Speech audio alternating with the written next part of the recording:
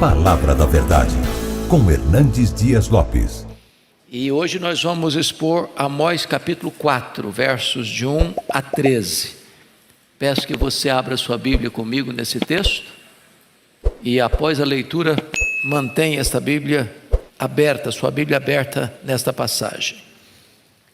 Amós capítulo 4.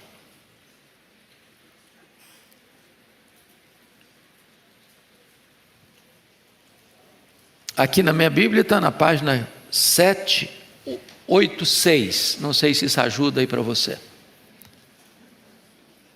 Os profetas menores às vezes ficam escondidos nas páginas da Bíblia, né? Amós capítulo 4. Está escrito assim: ouvi esta palavra, vacas de Bazã, que estáis no monte de Samaria, oprimis os pobres, esmagais os necessitados, e dizeis a vosso marido: dai cá e bebamos. Jurou o Senhor Deus pela sua santidade, que dias estão para vir sobre vós, em que vos levarão com anzóis, e as vossas restantes com fisga de pesca.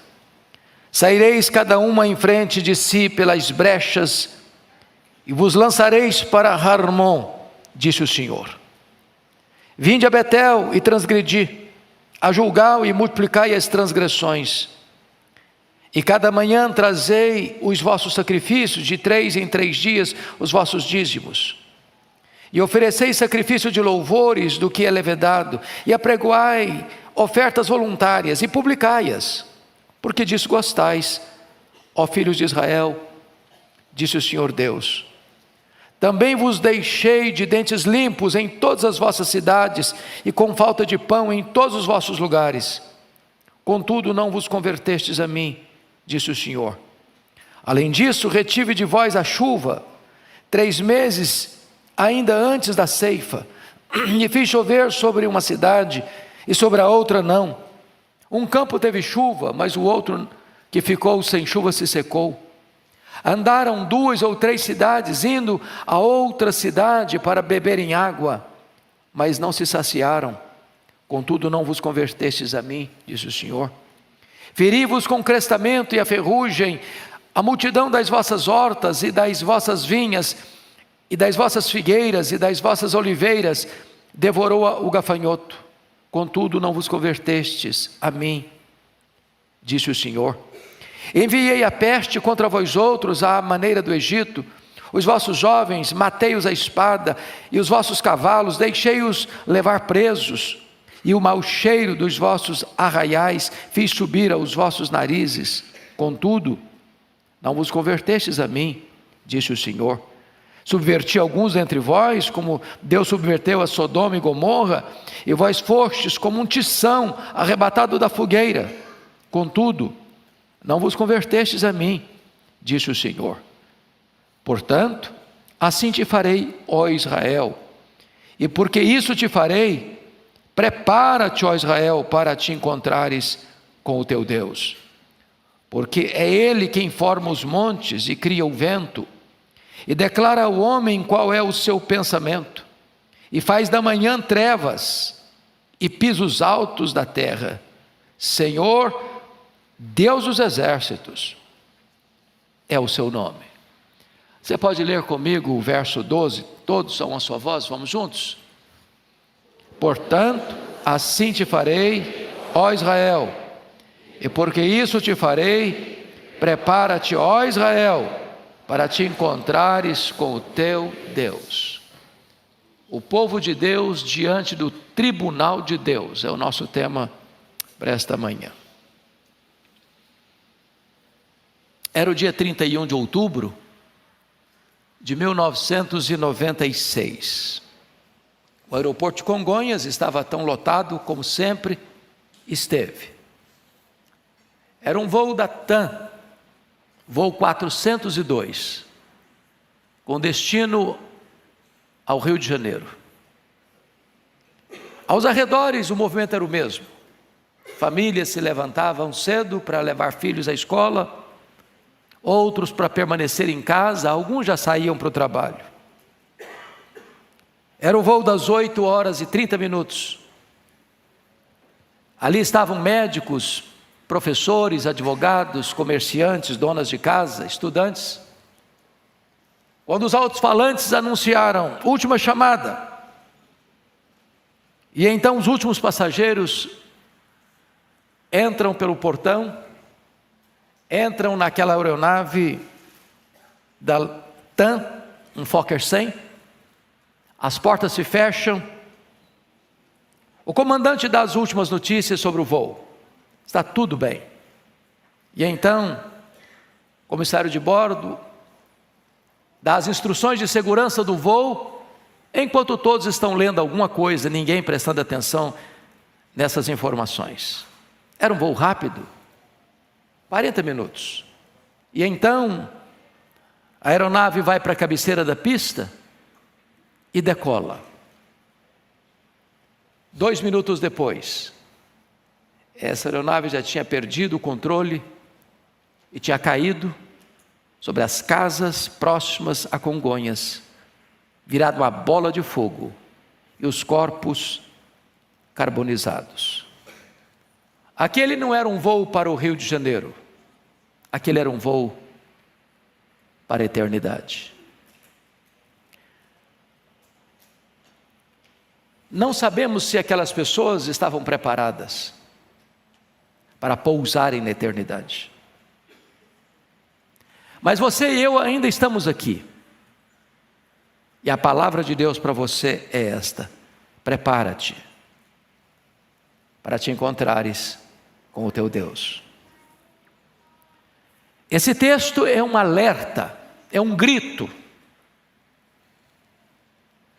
no megafone de Deus aos ouvidos da nossa alma: prepara-te para te encontrares com o teu Deus. Amós, que era um agricultor, colhedor de sicômoros, que cuidava de ovelhas, era um boieiro, é arrancado da sua terra, lá em Tecoa, próximo de Jerusalém, para ser profeta lá nas 10 tribos do norte. No tempo mais áureo, política e economicamente falando. Estava governando em Samaria o rei Jeroboão II. Ele governou 41 anos em Samaria. No seu governo havia prosperidade e havia paz nas fronteiras. Era um tempo de muita riqueza. E Amós é levantado por Deus para denunciar com voz firme os pecados do reino do norte, do reino de Israel. Dentre esses tantos pecados, no capítulo 4 ele destaca 3. Primeiro, a opressão aos pobres, a injustiça social. Segundo, a corrupção galopante na adoração a Deus. A religião existia, havia muitos frequentadores, mas tudo o que acontecia ali não estava mais afinado com a palavra de Deus. Era uma religião idólatra e humanista, centrada no homem, não em Deus. E finalmente, Amós aponta a incorrigibilidade sob divino julgamento. Deus age de todas as formas para espicaçar a consciência adormecida daquelas pessoas. E apesar de tantas vozes eloquentes de Deus, a nação se recusou a se converter ao Senhor, se recusou a converter-se ao Senhor, recusou-se a converter-se ao Senhor. Bom, esse é um texto de 2.700 anos, mas esta voz é para você e é para mim. Então vamos à análise do texto. Em primeiro lugar, Amós denuncia a corrosão dos valores morais, versos 1 a 3. Leia comigo, por gentileza, em voz alta, o verso 1. Vamos juntos. Ouvi esta palavra: vacas de Bazã, que estais no monte de Samaria, oprimis os pobres, esmagais os necessitados, e dizeis a vosso marido: dai cá e bebamos. A primeira coisa é que a gente fica escandalizado com Amós, não é verdade? Se um pregador hoje se dirigisse às mulheres da elite econômica, chamando-as de vacas de Bazã, talvez ele fosse denunciado no mesmo dia ao Ministério Público e o destino dele fosse a cadeia. Por que ele está se referindo a essas mulheres desta maneira? Vacas de Bazã. Bom, Bazã era uma região a leste do Rio Jordão, próximo das montanhas de Gileade. Bazã era a região de pastos verdes, luxuriantes, onde se cultivava reses belas, pesadas, preparadas para o abate, com a melhor carne. Ao chamar essas mulheres da elite de vacas de Bazã, o que Amós quer dizer? Ele está mostrando que essas mulheres só se preocupavam com o corpo, com a aparência, com a sensualidade e com o prazer. Essas mulheres da elite exploradora e opressora viviam apenas para a satisfação do corpo. Não tinham qualquer preocupação com as coisas espirituais. Viviam para um luxo, para os ditames da carne, para agradar apenas ao sensório, sem qualquer preocupação com as coisas de Deus. Em outras palavras, é como se essas mulheres estivessem num processo de engorda para o abate. É duro demais essa palavra, eu preciso reconhecer. Culto ao corpo é o que estava acontecendo lá.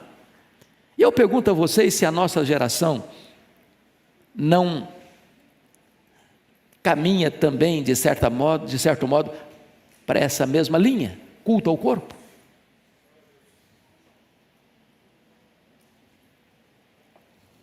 Onde nós estamos vivendo uma somolatria. A palavra soma no grego é corpo, somolatria é culto ao corpo.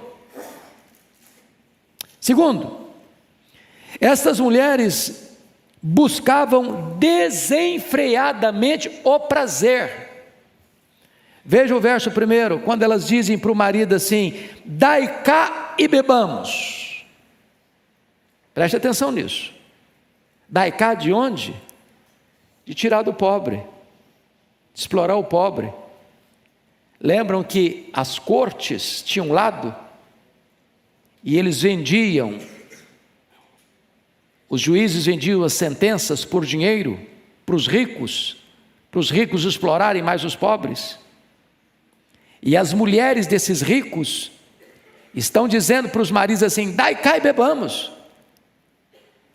Nós queremos nos entregar à bebedeira, aos excessos em festas caras e requintadas,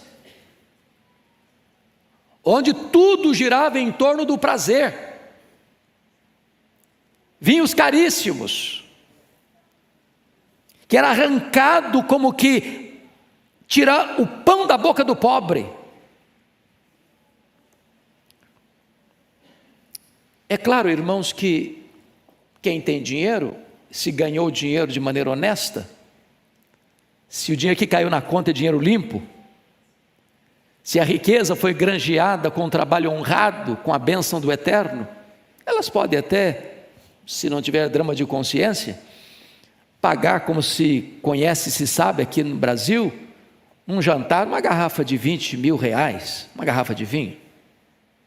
Certamente é uma afronta ao próximo. Mas tem gente que faz isso. O problema aqui não é dai cá e bebamos. O problema é de onde estava vindo essa grana, de onde esse dinheiro tinha sido arrancado, quem estava sendo explorado para viver na miséria, enquanto esses ricos estão bebendo às soltas, sem limites,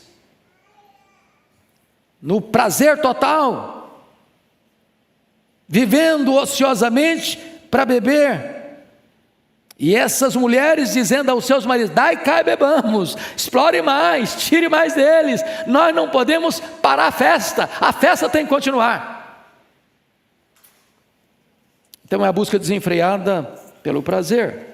Mas em terceiro lugar, é uma ganância insaciável, aliada à opressão aos pobres. Volte os olhos ao verso 1. Oprimis os pobres e esmagais os necessitados. A palavra é dura. Oprimir e esmagar é muito duro. Quem está oprimindo o pobre? Quem está esmagando o necessitado? As mulheres. As vacas de Bazã. E por que elas estão oprimindo o pobre e elas estão esmagando os necessitados? Porque essas mulheres, elas estão induzindo seu marido respectivo a comprar sentenças dos juízes corruptos. Elas estão induzindo seu marido a tirar de quem não tem, para que elas tenham tudo para o prazer. E às vezes, meus irmãos, a gente fica imaginando que Deus é o Deus da igreja, é o Deus do templo, é o Deus do santuário, é o Deus das coisas espirituais, que Deus não vê, que Deus não se importa, que Deus não tem nada a ver com o que acontece nas cortes corruptas, nos parlamentos corruptos, nos governos corruptos, na sociedade corrupta, no comércio corrupto, na indústria corrupta, na exploração da corrupção. E Deus é o reto juiz que vê tudo, se importa com todas essas coisas.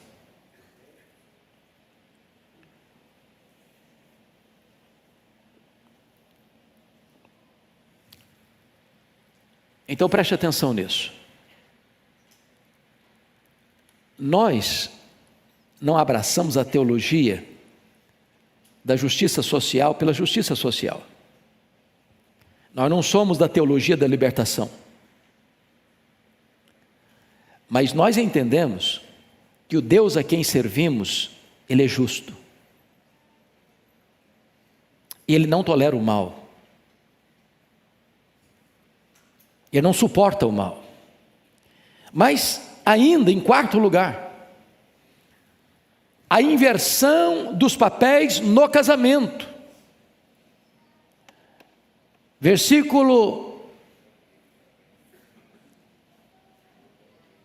1 está dizendo que essas mulheres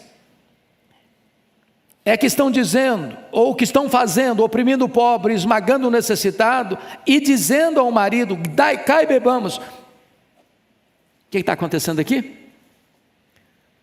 Desculpe de dizer isso, tá? As mulheres estão mandando no seu marido, e pela pior motivação. Preste atenção nisso. As mulheres, historicamente, foram sempre as guardiãs dos valores morais.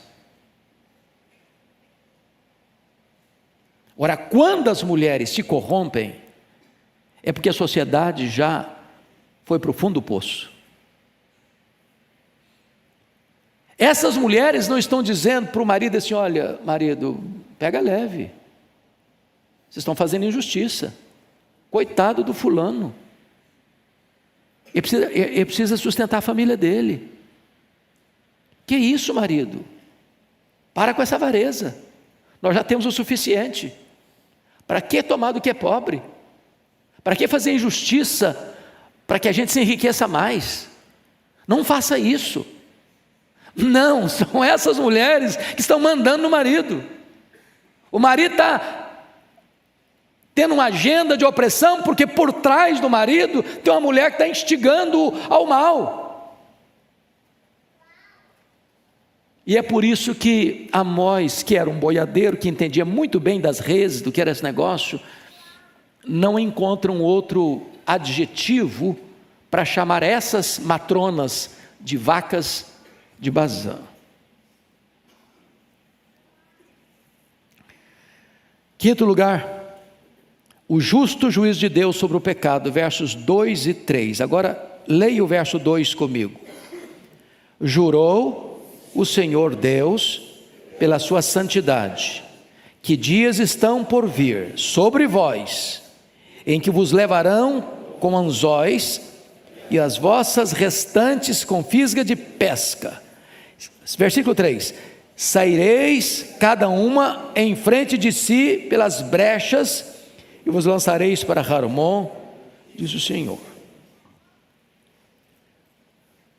Quando o Senhor Deus jura, Ele não tem ninguém maior que Ele a quem apelar para jurar.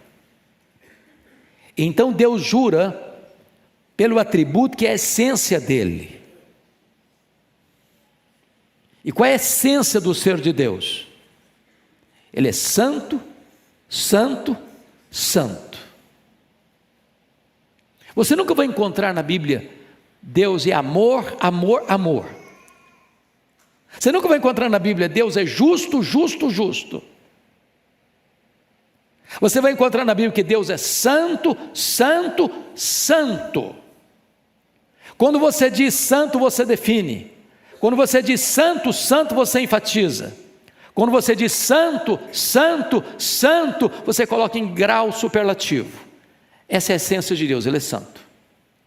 Então Deus está jurando pela sua própria essência que Ele vai fazer algo. E o que Ele vai fazer? Ele vai trazer dias. Não apenas dias, mas dias estão para vir sobre vós. E o que vai acontecer? Quando esse dia chegar, vos levarão como anzóis e as restantes com fisgas de pesca. O que ele está falando aqui? O que ele está falando aqui é que esta nação que hoje vive tempos áureos de riqueza, de prosperidade, chegará um dia em que um império muito poderoso, expansionista, guerreiro, sanguinário, o império assírio, que para vocês terem uma ideia, quando chegava numa cidade, fazia questão de decapitar os homens e fazer montões de cabeça desses homens decapitados na porta da cidade, para dizer o seguinte: ninguém resiste ao poder da Síria. Foi este o argumento que Senaqueribe usou para ameaçar Jerusalém e dizer ao rei Ezequias: renda-se, porque Deus nenhum pode livrar você da minha mão, ninguém pode resistir ao poder da Síria. E o que a Síria fazia? Ao pegar os cativos sobreviventes, botava anzóis no lábio inferior e arrastava as pessoas como peixes, levando-as para o cativeiro. O que Amós está dizendo é que quando a Síria vier, quando Samaria cair nas mãos do Império Assírio, e isso aconteceu no ano 722 a.C., essas mulheres estavam induzindo seus maridos respectivos a tomarem, a esmagarem, a oprimirem o pobre. Elas seriam arrastadas com ganchos, com anzóis para o cativeiro. Em outras palavras, o que o homem semear, isso ele ceifará. Ninguém semeia o mal e colhe o bem. De Deus não se zomba. Bom, esse é o primeiro alerta então. Vamos ao segundo pecado que ele menciona. Versículos 4 e 5, a hipocrisia na prática religiosa. Você pode ler os versos 4 e 5 comigo? A uma só voz, vamos juntos? Vinde a Betel e transgredi, a Gilgal e multiplicai as transgressões, e cada manhã trazei os vossos sacrifícios, de 3 em 3 dias os vossos dízimos. E ofereceis sacrifício de louvores do que é levedado, e apregoai ofertas voluntárias, e publicai-as, porque disso gostais, ó filhos de Israel, disse o Senhor Deus. Então destacaremos aqui 4 pontos. Primeiro, uma religião eivada de sincretismo religioso. Então vamos retroceder só um pouquinho. Salomão morreu no ano 931 a.C. Salomão foi muito bem no começo do seu reinado e foi muito mal no final do seu reinado. Salomão acabou caindo na idolatria. Salomão acabou não preparando o seu filho Roboão para sucedê-lo. Então, em virtude da insensatez administrativa de Roboão, que não atendeu ao pedido do povo para aliviar os impostos. Por quê? Porque o luxo da corte salomônica custou ao povo altos tributos. Rei rico, povo pobre. Não tem almoço de graça. Para o governo estar vivendo, nadando no luxo, quem está pagando a conta é o povo. E de que maneira que o povo paga a conta? Com tributos, com impostos pesados, cada vez mais pesados, para manter o luxo da corte. Roboão não atendeu ao pedido do povo, e então das 12 tribos que tinham, 10 tribos romperam com o rei, filho de Salomão, formando um outro reino, o reino do norte, o reino de Israel. Pois bem, esse rei cismático, que rompe com a dinastia de Davi, chamava-se Jeroboão. Jeroboão I, porque agora quem está governando é o Jeroboão II. O que ele fez? Ele pensou: se os meus súditos voltarem lá para Jerusalém, onde está o templo, todo o aspecto religioso de Israel estava focado no templo. Ele pensou: eles vão acabar voltando para lá, eles vão me abandonar. Na verdade, eles vão fazer mais do que isso, eles vão me matar depois. Então o que ele fez? Ele instituiu novos templos em outros lugares, como Betel lá no sul, Dan lá no norte, e disse o seguinte: eu vou fazer um bezerro de ouro, colocar um em Betel, outro em Dan, outro em Gilgal, e agora o meu povo não tem que ir mais para Jerusalém. Eles estão agora adorando a Deus, pressupostamente, mas por meio de um objeto físico, visível, tangível, o bezerro de ouro, que era o tipo de adoração do Egito e era o tipo de adoração das religiões cananeias. Em outras palavras, esse é um culto sincrético. Sincrético, a palavra significa que é a mistura de crenças. Ou seja, é a seguinte ideia: não importa como você crê, vamos todos juntar-nos. Todos nós somos um só povo. Se você está adorando um bezerro, se você não está adorando um bezerro, se você está prostrado diante de um ídolo, se você não está prostrado diante, não importa. Agora nós temos a nossa religião, do nosso jeito, do nosso gosto, com novos templos, com novos deuses, com novos sacerdotes, com nova liturgia. Esse culto não é bíblico. Porque não é bíblico, é anátema. Preste atenção nisso. O culto é bíblico ou é anátema? Ou seja, eu, nem você, nem ninguém tem direito, tem autoridade, tem competência para dizer o seguinte: na minha igreja nós vamos adorar a Deus como nós gostamos. Vamos criar a nossa própria maneira de adorar a Deus. Vamos montar o nosso próprio estilo de liturgia. Eu não tenho o direito de introduzir no culto o que eu penso, o que eu acho, o que eu gosto. Deus estabeleceu na sua palavra a maneira como Ele requer ser adorado. E Jesus resgata isso com a mulher samaritana, quando disse: ora, Deus é espírito, e importa que os seus adoradores o adorem em espírito e em verdade. Porque Deus não procura adoração, Deus procura adoradores, que o adorem em espírito e em verdade. Segundo lugar, não era apenas uma religião eivada de sincretismo, mas era uma religião fortemente ritualista. Veja vocês o que acontecia nesse culto. Oferecei sacrifício de louvores, do que é levedado. Então já está o meu primeiro problema aqui, que os sacrifícios não podiam ser levedados. Tinha que ser sem fermento. Eles já estão mudando o que a palavra de Deus orienta. Segundo, apregoai ofertas voluntárias e publicai-as. Então, estão fazendo coisa boa. Ofertas voluntárias, generosidade. Ofertantes generosos, diríamos nós hoje aqui. Mas, olha comigo o versículo de número 4. A cada manhã trazei os vossos sacrifícios. Então todo dia tinha culto, tinha sacrifício. Tem mais, de 3 em 3 dias os vossos dízimos.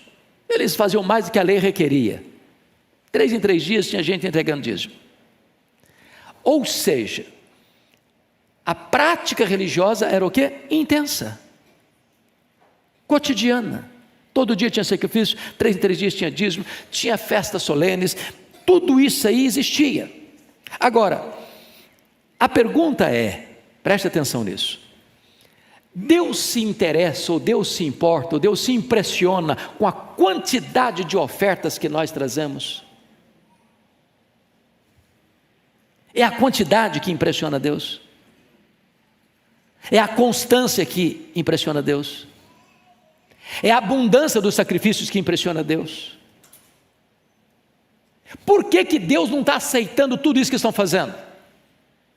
Por quê? Porque o culto que eles estão prestando não é bíblico, e o culto que eles estão prestando não é honesto. Por que não é honesto? Porque na mesma medida que eles estão fazendo tudo isso na igreja, lá fora da igreja, eles estão oprimindo os pobres, eles estão esmagando os necessitados, eles estão comprando sentenças nos tribunais corruptos, eles estão fazendo e acontecendo. As mulheres estão dizendo: marido, explora mais, nós temos que beber o vinho caro, nós temos que curtir a vida. Quando a religião está divorciada da vida, essa religião não agrada a Deus. Não importa quão abundante ela seja. Antes de Deus aceitar a oferta, Deus precisa aceitar o ofertante. Lembram que a Bíblia diz de Caim e Abel? O Senhor se agradou de Abel e da sua oferta, e o Senhor não se agradou de Caim e da sua oferta. Quando Deus não agrada do ofertante, Ele não agrada da oferta que Ele traz. Terceiro, uma religião eminentemente humanista. Preste atenção no que está escrito aqui no versículo 5. Ofereceis sacrifício de louvores, do que é levedado, e apregoai ofertas voluntárias e publicai-as. Agora frisa essa frase: porque disso gostais. Repete comigo essa frase: porque disso gostais. Por que eles faziam tudo isso? Era para agradar a Deus? Era para glorificar a Deus? Era para obedecer aos preceitos de Deus? Não. Toda essa abundante expressão religiosa acontecia diariamente, de 3 em 3 dias, periodicamente, porque eles faziam isso deles, por meio deles e para eles. Não era Deus, era eles mesmos. Diríamos nós que era uma religião humanista. Isso se repete depois lá na igreja de Laodiceia, está lembrado? Quando a igreja de Laodiceia dizia para si mesma, olhando-se no espelho: estou rica, abastada, eu não preciso de coisa nenhuma. E Jesus olha e diz: nem sabes que tu és infeliz, miserável, pobre, cego e nu. O mais grave para mim está no versículo 20: eis que eu estou à porta e bato. Se alguém ouvir a minha voz e abrir a porta, eu entrarei e cearei com ele e ele comigo. Ou seja, naquela igreja de Laodiceia, Jesus estava do lado de fora. Tudo eles faziam para eles, porque eles gostavam. Mas Jesus não era o alvo, Jesus não era o centro. Não era um culto cristocêntrico, era um culto humanista, centrado no homem, para agradar o homem. Ora, pergunto a vocês, não corremos o mesmo risco nesta geração, de pregar uma mensagem para agradar? Uma mensagem mais palatável, mais politicamente correta, para amaciar o ego, para fazer cócegas na vaidade, para receber um tapinha nas costas, na porta da igreja. Olha, foi legal hoje, gostei. O senhor botou a gente lá em cima. O senhor não falou de pecado aqui. Aliás, a nossa geração já está muito machucada pela vida. Tem que fazer coisas, trazer mensagens mais leves, mais light, mais agradável à nossa sensibilidade.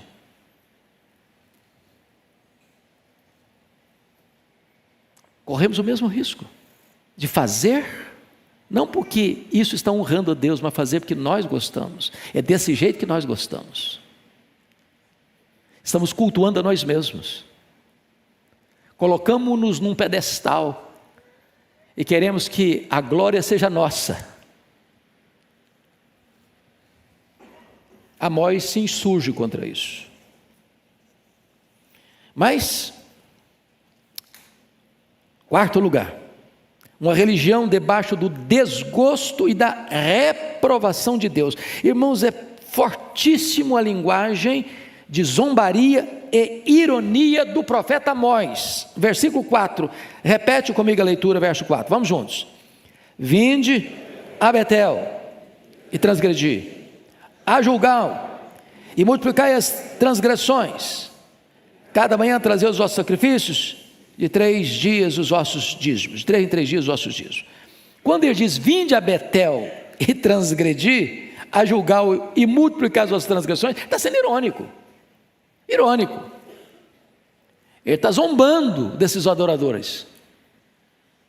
Ele está dizendo o seguinte, olha, vocês estão vindo para Betel, com os seus sacrifícios, com as suas ofertas, com as suas oferendas, com as suas festas, mas quanto mais vocês vêm, mais vocês pecam. Vocês estão vindo a Gilgal, e quanto mais vocês chegam em Gilgal, mais vocês multiplicam as transgressões de vocês. Porque vocês não estão fazendo de acordo com o que Deus orienta, vocês não estão fazendo com as motivações adequadas, vocês estão fazendo isso não porque tudo está centrado em Deus, mas em vocês mesmos. Agora, preste atenção nisso aqui. Quando você fala Betel na Bíblia, o que vem à sua cabeça? Qual a primeira imagem que vem na sua cabeça quando você fala em Betel? Qual a figura mais expressiva da Bíblia que está ligada a Betel? Tem o Abraão e principalmente quem? Jacó. Lembram disso? Quando ele está saindo de casa aos 77 anos de idade, enganou o pai, traiu o irmão, está cansado da viagem, bota um travesseiro de pedra, deita, dorme, e ele tem uma visão de uma escada que liga a terra ao céu, e os anjos sobem e descem, porque os anjos já estavam na terra, não lá em cima. E quando ele acorda, ele declara, e chama aquele lugar de Betel, casa de Deus, porta do céu. Mais tarde, 20 anos depois, quando ele retorna de Padã Arã, tem a conversão aos 97 anos no Val de Jaboque, Deus fala para ele, você vai para Betel. E ele não foi para Betel, ele foi para Siquém. Ele armou suas tendas para o lado de Siquém, na contramão da vontade de Deus, e ali em Siquém ele teve um grave problema, porque a sua filha única, Diná, foi desonrada pelo príncipe da terra, e os irmãos de Diná tramaram contra a família do príncipe, trair a família do príncipe, dizer: não, você está achando o quê, camarada? Será que nós vamos dar a nossa irmã para um camarada incircunciso? Para um povo incircunciso? A circuncisão era o selo da aliança de Deus, que tornava uma pessoa povo de Deus de forma simbólica. Se vocês se circuncidarem, todos vocês, tá bom, a gente até admite e até permite que Diná se case com o príncipe. Todo mundo se circuncidou. Quando estava todo mundo com as dores mais intensas da cirurgia, que devia não ser tão cuidadosa como hoje, os 2 irmãos de Diná, Levi e Simeão, entra lá e mata a espada. O cara, a família dele, todos os homens da cidade. Uma chacina, um banho de sangue. Jacó ficou desesperado. Eles vão nos matar agora. Nossa família vai ser dizimada agora. E Deus então disse para Jacó: suba para Betel. Agora, limpe as mãos de vocês, estão cheias de sangue. Tire as roupas sujas de vocês, suba para Betel. E quando ele subiu para Betel, Deus pôs um terror nas nações vizinhas. E ali ele levanta um altar. E deu o nome no altar de El Betel, o Deus da casa de Deus. Betel é lugar de salvação. Betel é lugar de restauração. O que aconteceu agora? O rei Jeroboão I pega Betel, casa de Deus, e transforma Betel num centro de culto pagão, idólatra. Tem um bezerro de ouro lá. E o profeta está dizendo: vinde a Betel e transgredi. Quanto mais vocês vêm, quanto mais vocês adoram nesse templo, mais vocês pecam. Preste atenção nisso, irmãos. O que está faltando lá, estava faltando lá, está faltando aqui, não é religião. Tem muito no Brasil, tem muito. Eu li um livro há poucos dias, de um sociólogo brasileiro, e ele fez uma pesquisa e descobriu que no Brasil tem mais de 104 mil CNPJs de igreja. Sabe o que é isso? Mais de 104 mil CNPJs de igreja. Tem igreja em todo canto, em todo quintal, em toda esquina. O Brasil é um país religioso. Mais de 30% das nossas cidades têm nome de santos da tradição cristã. São Paulo, por exemplo. Você vai na cidade do Rio de Janeiro, você não vê um Buda lá no monte, você vê um Cristo.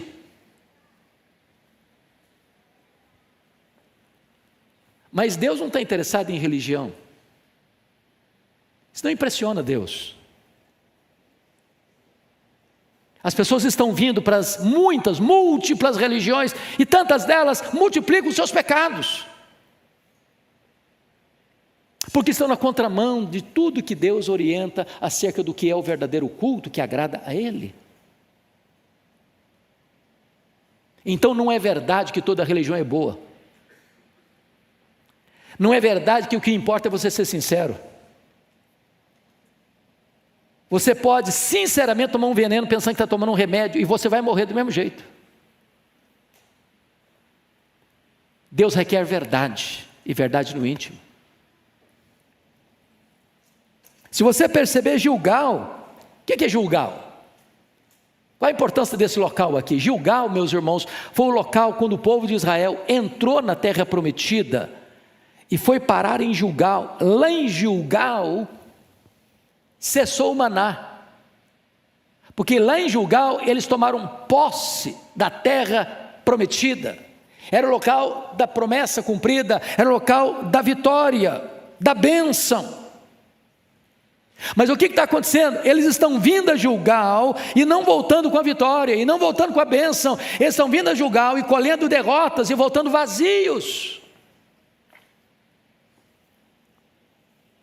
Por quê? Porque toda a religiosidade deles estava debaixo do desgosto de Deus. Vamos ao terceiro ponto da mensagem: a obstinação diante da disciplina de Deus. E eu chamo a sua atenção para o contínuo chamado de Deus ao arrependimento.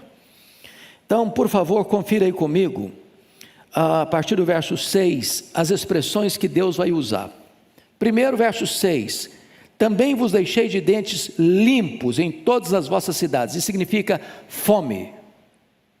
Dente limpo é fome. Segundo, olhe comigo, e ele define mais isso: com falta de pão em todos os vossos lugares. Versículo 7: além disso, retive de vós a chuva, ou seja, seca. Olha o versículo 9: feri-vos com crestamento e ferrugem, a multidão das vossas hortas, das vossas vinhas, e das vossas figueiras, e das vossas oliveiras, devorou o gafanhoto, ou seja, a destruição das colheitas. Ora, versículo 10, parte A: enviei a peste contra vós outros, à maneira do Egito, ou seja, a enfermidade. Versículo 10, parte B: os vossos jovens matei-os à espada, os vossos cavalos deixei-os levar, ou seja, a guerra. Versículo 11: subverti alguns dentre vós, como Deus subverteu Sodoma e Gomorra, ou seja, a catástrofe. Agora preste muita atenção aqui. Amós não seria de forma nenhuma aceito na sociedade contemporânea com a sensibilidade tão à flor da pele. Amós jamais poderia ser aplaudido pela nossa sociedade humanista. Amós não passaria no teste na descrição de Deus, porque quem está trazendo todos esses juízos é Deus. É claro que Deus está usando instrumentos humanos para exercer o juízo. A pergunta é: por que é que Deus está trazendo a fome? Por que é que Deus está trazendo a seca? Por que é que Deus está trazendo a destruição das colheitas? Por que é que Deus está trazendo a enfermidade? Por que é que Deus está trazendo a guerra? Por que é que Deus está trazendo a catástrofe? Por quê? Porque o povo não quis ouvir Deus num chamado de graça e amor. Então, quando o homem não escuta a voz de Deus, ele vai ter que escutar o estalido do chicote de Deus. Porém, até mesmo o estalido do chicote de Deus ainda é uma expressão da graça de Deus. Porque Deus está dizendo o seguinte: eu vou disciplinar você para você não ir para o inferno. Eu vou usar uma medida amarga, eu vou usar uma medida radical com você, para que você não pereça. Bendito seja Deus pela sua disciplina, porque Deus disciplina quem Ele ama. Se nós fôssemos bastardos e não filhos, Deus nos entregaria a nós mesmos, estaríamos arruinados. Então, se Deus está pegando pesado com você, não reclame não, é porque Ele ama você. Deus disse para a igreja de Laodiceia: eu repreendo e disciplino a quantos amo, sê pois zeloso e arrepende-te. Bom, mas você vai ver agora comigo, diante da contínua manifestação da disciplina de Deus, a contínua obstinação do povo. Qual é a frase que aparece aí como estribilho? No verso 6: contudo não vos convertestes a mim, disse o Senhor. Versículo 8: contudo não vos convertestes a mim, disse o Senhor. Versículo 9: contudo não vos convertestes a mim, disse o Senhor. Versículo 10: contudo não vos convertestes a mim, disse o Senhor. Versículo 11: contudo não vos convertestes a mim, disse o Senhor. O que você está vendo? Esse estribilho repetido e repetido e repetido. Apesar da dose amarga e da medida radical de Deus, o povo obstinadamente não quis ouvir a voz de Deus. Põe na tela para mim, se você puder, filho, Provérbios 29, versículo 1. Vamos ler esse versículo. Provérbios 29, verso 1. Vamos ler juntos? O homem repreendido endurece a cerviz, será quebrado de repente, sem que haja cura. Está aí o alerta de Deus. Então vamos ao último ponto da mensagem.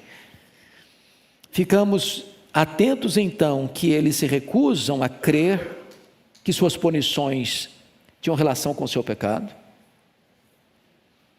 E eles são uma demonstração para nós que o sofrimento por si mesmo não pode levar o pecador ao arrependimento. Preste muita atenção nisso.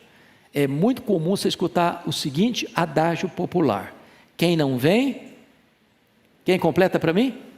Quem não vem pelo amor, vem pela dor. Esse adágio não é verdadeiro. Preste atenção nisso. O que leva o homem a Deus, o que traz o homem de volta para Deus, não é a dor, é a graça. Porque a dor sem a graça endurece ainda mais. Está escrito lá em Apocalipse 16, que diante dos flagelos que Deus trouxe, as pessoas rilhavam os dentes de ira contra Deus. É a reação da mulher de Jó: amaldiçoa esse teu Deus e morre. Se a graça de Deus não operar em nós, irmãos, podemos sofrer o máximo, e ainda assim o nosso coração não se quebra. Sabe por quê? O mesmo sol que amolece a cera, endurece o barro. É a bondade de Deus que nos conduz ao arrependimento. Bom, então, terminando, vamos ver o quarto e último ponto, o inevitável juízo de Deus. Primeiramente, Amós fala da certeza do juízo, versículo 12. Portanto, assim te farei, ó Israel. Deus é fiel nas suas promessas e Deus é fiel no seu juízo. Segundo, o encontro com Deus do juízo, está escrito no verso 12. Olha aí comigo, por gentileza. E porque isso te farei, prepara-te, ó Israel, para te encontrares com o teu Deus. Sabe quem vai se encontrar com Deus? Diante do tribunal de Deus? Você, eu, nós, todos. E naquele dia os livros serão abertos, e não vão ser julgados segundo o que estiver escrito nos livros. Daremos conta das nossas palavras, das nossas obras, das nossas omissões, dos nossos pensamentos. E o que Amós está mostrando é a necessidade do preparo. Prepara-te. Mas não é preparar na hora final, não, porque na hora final você não sabe se vai ter tempo. Lembra que Jesus contou do camarada que fez uma colheita abundante, derrubou os celeiros ruins que tinha, construiu novos celeiros, ajuntou muita coisa, e disse: agora, ó minha alma, come, bebe, regala-te por longos anos. E ele escutou aquela mesma noite alguém dizendo: louco, esta noite pedirão a tua alma, e o que tens preparado para quem será? Ou aquele outro caso que Jesus contou de um homem rico que só pensava em banquetes, em roupas caras, e tinha na porta dele um lazarento, chagado, que se desejava comer das migalhas que caíram da sua mesa. E esse rico morreu, e a Bíblia diz que foi para o inferno. A alma dele foi para o inferno, o corpo foi sepultado. Agora não tem mais chance, agora não tem mais oportunidade. A hora de se preparar é agora, porque você não administra o seu amanhã. Hoje é o dia oportuno de Deus. Isso me faz lembrar de um fato curioso, não sei se é lenda ou verdade, mas de um rei que tinha na sua corte um palhaço, que alegrava todo mundo, que era motivo de boas risadas, boas gargalhadas e desconcentração, de diversão.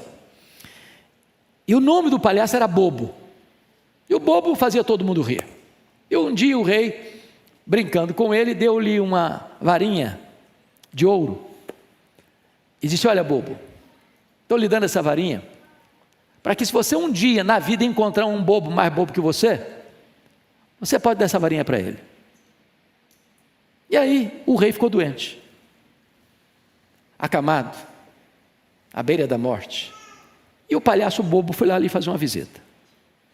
E o palhaço bobo era bobo, mas era cristão. Só era bobo para fazer palhaçada, mas era um cristão. E perguntou para o rei: o senhor está preparado para encontrar-se com Deus? E o rei respondeu: não, eu não estou preparado para morrer, eu não estou preparado para me encontrar com Deus. E o palhaço disse: então eu vou devolver ao senhor a varinha, porque o senhor é o homem mais tolo do mundo, na iminência da morte, ainda não está preparado para encontrar-se com Deus.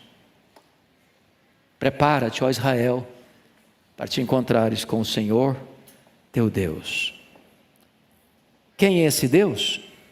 Para encerrar, leia comigo o verso 13, por favor. Toda a igreja.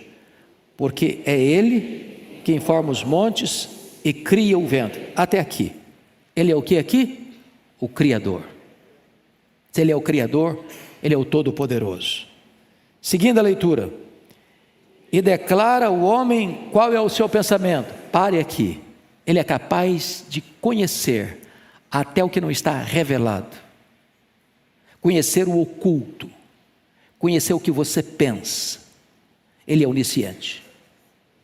Seguindo a leitura. E faz da manhã trevas. Até aqui. O que acontece aqui? Ele tem um poder transformador. Transformador. Veja você que ele pega a claridade e transforma a claridade em escuridão. Ele pode mudar o cenário e ele pode mudar o coração do homem. Concluindo a leitura. E pisa os altos da terra, ou seja, ele tem controle, ele tem domínio, ele tem governo. Quem pisa os altos da terra não são os grandes deste mundo, é o Deus Todo-Poderoso. Mas ele conclui assim: Senhor, Deus dos exércitos, é o seu nome. Quando diz Senhor, é Yahvé, é o Deus da aliança. Mas ele, o Deus da aliança, é também o Deus dos exércitos, o Deus que comanda as nações, dirige as nações, que tem poder sobre as nações, que coloca no trono, que faz apiar do trono. Este é o seu nome. É diante desse Deus Todo-Poderoso que você e eu vamos ter que comparecer. Prepara-te, ó Israel, para te encontrares com o teu Deus. Eu sei, irmãos, que um sermão desse a gente sai meio amassado, né? Tem dia que tem melzinho na boca, mas tem dia que Deus dá um remédio mais amargo e a gente tem que aguentar. Não é assim mesmo? Então Amós pega pesado o tempo todo. E a gente tempera isso, né? Um dia tem sobremesa, tem dia que Deus dá uma carne dura para você mastigar. Mas é palavra de Deus.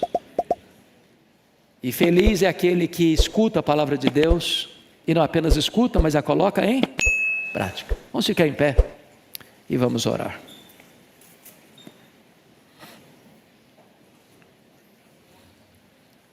Deus amado, receba a nossa gratidão, porque esta igreja, ao longo dos seus mais de 100 anos de história, tem anunciado e proclamado a Tua palavra. E nós declaramos o nosso coração disposto a ouvir a Tua voz. Precisamos, Deus, desesperadamente, olhar para a nossa própria vida e redesenhá-la e reorientá-la todo dia, pelo prumo da Tua palavra. Sonda o nosso coração nesta manhã e vê se há em nós algum caminho mau. Guia-nos pelo caminho eterno. Não queremos ser daqueles que olham para o outro com o dedo em riste, para apontar os pecados, as mazelas. Queremos confrontar a nós mesmos, examinar a nós mesmos e nos humilhar debaixo da tua poderosa mão. Clamamos a ti, ó Deus, que tu nos dês um coração quebrantado, para jamais nos levantarmos contra a tua palavra, ou resistirmos à tua palavra, ou sermos obstinados em desobedecer a tua palavra. Tem misericórdia de nós, ajuda-nos, socorre-nos, restaura-nos, reaviva-nos para o louvor da tua glória, em nome de Jesus, amém. Deus abençoe, amados, muito obrigado.